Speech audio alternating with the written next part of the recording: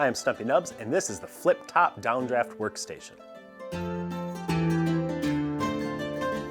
A couple of years ago, I got this T-track embedded benchtop from Rockler, and I use the heck out of this thing. It's great for holding work pieces in place because the tracks accommodate all sorts of different clamps and stops. The uses are truly endless. Then a while back, I got a couple sets of their downdraft panels because I wanted to build a sanding table. But that got me to thinking, what if I combined the two ideas? And what if it was also designed to serve as an outfeed table for my table saw? That would be the ultimate multi-purpose workstation. Of course, I had to overcome a few challenges to make it happen. Let me show you what I did. The first step was building the downdraft portion of the table. I had to make it at least 5 inches deep so I could put a 4-inch hose outlet on the end for my dust collection. The ramp is 1/4 inch MDF. I use this stuff a lot in jig building, so I always have some of it on hand. The dust panels are designed to be removable. They just sit in place on top of the downdraft box. I built the base of the workstation intentionally shallower than the T-track embedded top is deep. I want a big overhang on the back so I can butt it up against my saw. You'll see what I mean later. In the meantime, I'm using some pre-finished birch plywood on this project. I've never used this stuff before, but it was the same price as the regular birch stuff, so I figured I'd give it a shot. There is an obvious upside to it. I mean, you don't have to put a finish on your project when you're done. The downside is you can't glue your parts together because regular wood glue won't adhere to the finished surfaces. So I just use pocket hole screws. One side of the cabinet is left open for drawers, while the other side will have some shelves for storing power tools like sanders. I set the shelves back from the edge of the cabinet so I could let the cords hang down inside. You'll see what I mean about that later too. As this thing came together, it got really heavy. Good thing I have muscles like a beast. You may want to get some help moving it around though. I made 3 nice deep drawers for lots of storage. These are just simple boxes, no dovetails or anything like that. Not what I call fine furniture construction, but they're fast, they're easy, and I've never had one fail in the shop.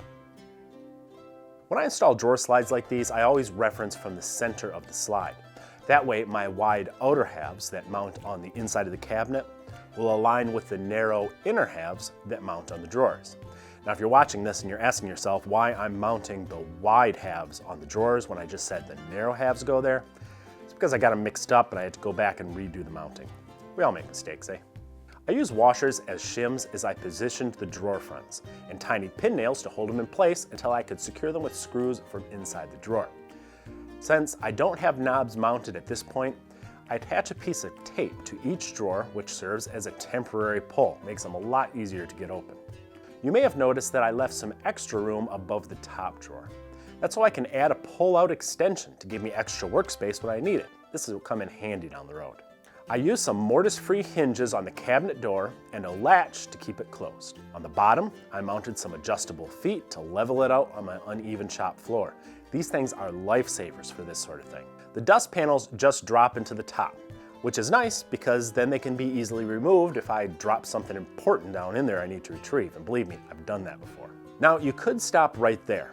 You'd have a fantastic downdraft sanding table that you could place anywhere in the shop. But I really wanted to make this an all-in-one workstation. So I'm adding one of those Rockler T-track bench tops.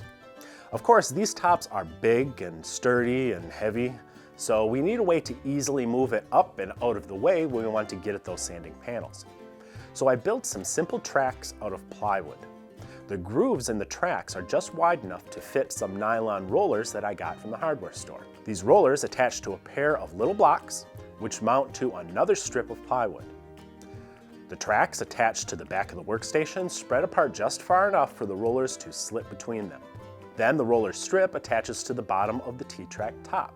I used some epoxy and plenty of coarse threaded screws to make sure I got a good strong grip. The T-track top can now sit on top of the dust panels, and those rollers will be in their tracks underneath. Next, I cut some bungee straps into pieces, which I attached to the underside of the T-track top. One end goes on the roller strip, the other on the wooden track. I put 4 on each side to give me lots of bungee strength. These bungees keep the top from dropping all the way behind the workstation, where it will be difficult to retrieve. And the spring action that they provide makes it easy to pull the top up and back into place when I'm finished with the sanding panels. The final step was to cut a hole in the end and attach a dust port fitting. I like the Rockler Dust Right fittings because they have a nice quick connect, so I can easily hook my hose to it when I'm ready to sand and then pop it off and hook it up to something else. When I'm not sanding, the overhang on the back of the workstation allows me to put it right up against my table saw without interfering with my dust collection hose, which is at the bottom, or with a motor if you have a contractor saw. And when I'm not using it for outfeed support, I can secure my work with clamps or bench cookies or any number of accessories that will attach to this top, making this by far the most useful workstation in my entire shop. You should really build one yourself. You'll be glad you did. You can find plans on our website in the Homemade Tools section. Enjoy.